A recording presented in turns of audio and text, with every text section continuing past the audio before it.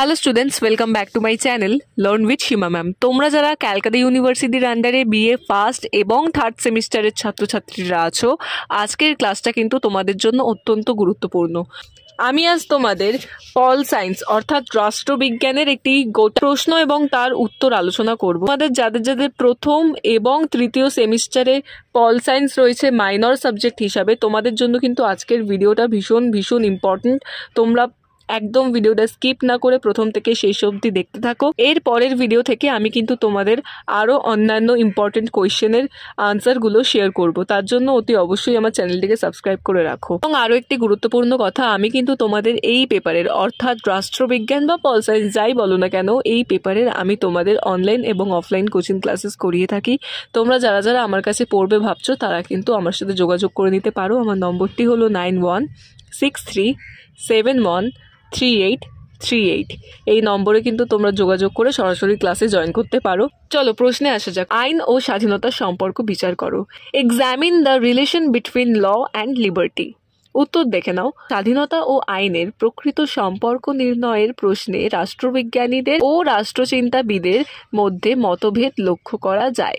ব্যক্তি স্বাতন্ত্র্যবাদী ও নৈরাজ্যবাদী চিন্তাবিদগণ সাধারণভাবে আইন ও স্বাধীনতাকে পরস্পর বিরোধী বলে গণ্য করেছেন। অন্যদিকে ভাববাদী ও সামগ্রিকতাবাদী চিন্তাবিদগণ আইন ও স্বাধীনতাকে পরিপূরক হিসাবে বিবেচনা করেছেন। উদারনীতিবাদী ব্যক্তি স্বাতন্ত্র্যবাদী চিন্তাবিদদের মধ্যে অনেকেই আইন ও স্বাধীনতাকে পরস্পর বিরোধী বলে মনে করেন। রাষ্ট্র সার্বভৌম ক্ষমতার অধিকারী এবং আইনের মধ্যে দিয়ে রাষ্ট্রের সেই সার্বভৌম ক্ষমতার অভিব্যক্তি ঘটে। এইভাবে আইন রাষ্ট্রীয় ক্ষমতার প্রকাশ ও প্রসার ঘটায় এবং সেই অনুপাতে ব্যক্তি স্বাধীনতার সংকোচন ঘটে।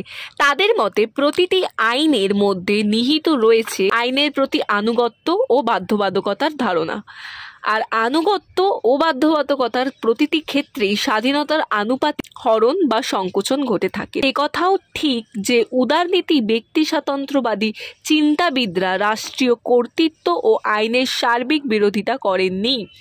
এমনটি জন স্টুয়ার্ট মিল, যিনি ছিলেন ব্যক্তি স্বাধীনতার অতন্দ্র প্রহরী, তিনিও নৈরাজ্য নিয়ন্ত্রণবিহীনতাকে সমর্থন করেননি এবং তিনি রাষ্ট্রকে প্রয়োজনীয় অশুভ প্রতিষ্ঠান বলে গণ্য করেছিলেন।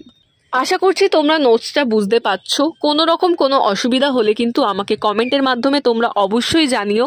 এবং আমি তোমাদেরকে যেমনটা ভিডিও শুরুতেই বললাম, আমি কিন্তু তোমাদের এই পেপারের অনলাইন এবং অফলাইন কোচিং ক্লাসেস করিয়ে থাকি। যাদের যাদের ফার্স্ট এবং থার্ড সেমে পল সায়েন্স রয়েছে মাইনর সাবজেক্ট হিসাবে, তোমরা কিন্তু আমার সাথে সরাসরি যোগাযোগ করে ক্লাসে জয়েন করতে পারো।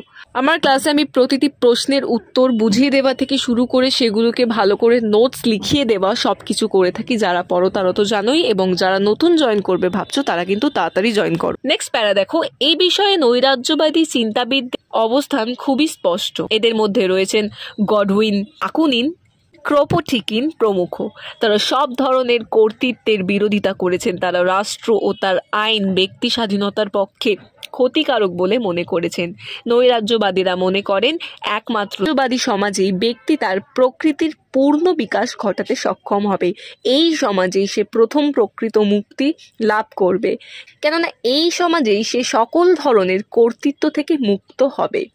অন্যদিকে ভাববাদী চিন্তাবিদগণ আইন ও স্বাধীনতার মধ্যে কোনো রূপ সংঘাত আছে বলে মনে করেন না। ভাববাদী দার্শনিক হেগেল মনে করেন প্রকৃত স্বাধীনতা সমাজের মধ্যে সক্রিয় ও বিকাশমান। তার মতে এই স্বাধীনতা সামাজিক বিধিনিয়মের মধ্য দিয়ে প্রকাশিত হয়। কাজেই এই ধারণা অনুসারে আইন ও স্বাধীনতা পরস্পর বিরোধী তো নয়ই, বরং আইন হলো স্বাধীনতার অভিব্যক্তির অন্যতম মাধ্যম।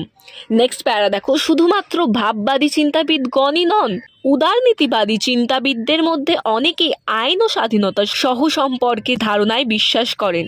ইতিবাচক উদারনীতিবিদরা মনে করে স্বাধীনতা আইনের ওপর নির্ভরশীল। নেতিবাচক উদারনীতিবাদে রাষ্ট্রীয় নিয়ন্ত্রণকে ব্যক্তি স্বাধীনতা ও স্বাতন্ত্র্যের পরিপন্থী বলে গণ্য করা হয়েছিল। কিন্তু গ্রিন, ল্যাক্সি প্রমুখ এই ধারণা মেনে নেননি। বার্কার বলেছেন আইন ও স্বাধীনতার মধ্যে কোনো বিরোধ নেই। হাবহাউজের মতে আইন হলো স্বাধীনতার শর্ত। তো দেখো, আইন ও স্বাধীনতার সম্পর্কটা কিন্তু খুব একটা টাফ বিষয় নয়।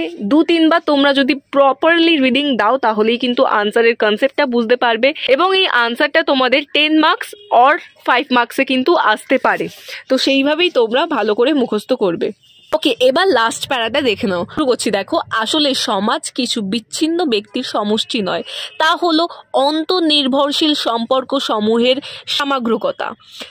সমাজের সকল সদস্যের জন্য স্বাধীনতার পরিবেশ সৃষ্টি ও সংরক্ষণের জন্য রাষ্ট্রীয় ক্ষমতা ও আইনের প্রয়োজনীয়তা রয়েছে। বার্কারের মতে, একজন স্বাধীনতা অন্যদের স্বাধীনতার প্রয়োজনীয়তার দ্বারা সীমাবদ্ধ। স্বাধীনতা হলো অধিকার সমূহের সৃষ্টি। সেই অধিকার সমূহ সৃষ্টি ও সংরক্ষিত হতে পারে রাষ্ট্র ও তার আইনের মাধ্যমে। তবে রাষ্ট্রের প্রকৃতি, রাষ্ট্রের আইনের উদ্দেশ্য, তার মধ্যে নিহিত নিয়ন্ত্রণের মাত্রা ইত্যাদি বিষয়গুলি বিবেচনাও এক্ষেত্রে জরুরি। ফলে কোনো একটি সমাজে রাষ্ট্র ও তার আইন স্বাধীনতার সহায়ক হলে অন্যতম অর্থসামাজিক প্রেক্ষাপটে তার স্বাধীনতার পরিপন্থী হতে পারে। কাজেই এই বিষয়ে কোনো স্থির ও প্রেক্ষাপট বিচ্ছিন্ন ধারণা সঠিক বলে বিবেচিত হতে পারে না। তো এই ছিল আজকের গোটা একটি প্রশ্ন এবং তার উত্তরের আলোচনা। এরকম আরও ভিডিও পাওয়ার জন্য অতি অবশ্যই আমার চ্যানেলটিকে সাবস্ক্রাইব করে রাখো, এবং এর পরের ভিডিওতে আমি তোমাদের ফার্স্ট সেম এবং থার্ড সেমের সাজেশন দিয়ে পল সায়েন্সের পোস্ট করব, এবং সেই সাজেশন ওয়াইজ কিছু প্রশ্ন উত্তর আমি কিন্তু পরের ভিডিও